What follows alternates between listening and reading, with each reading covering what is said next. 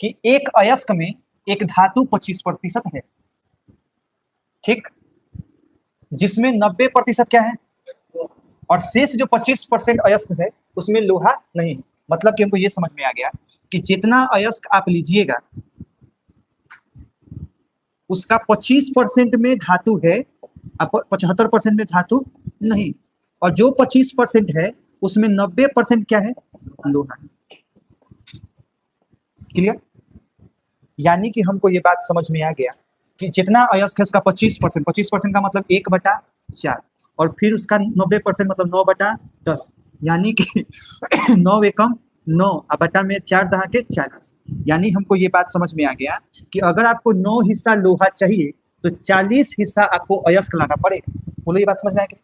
हमसे सवाल में कहा है कि 60 किलोग्राम लोहा प्राप्त करने के लिए अयस्क की आवश्यक मात्रा किग्रा में लगभग ज्ञात करें। तो 9 हिस्सा लोहा लाने के लिए आपको कितना चाहिए, 40। हमको लोहा कितना चाहिए, तो खुद सोचो कि अगर 9 गो के लिए हमको 40 चाहिए तो 60 के लिए कितना चाहिए, 40/9 गुने 60 होगा कि नहीं होगा? इसको करेंगे तो 2400 हो जाएगा।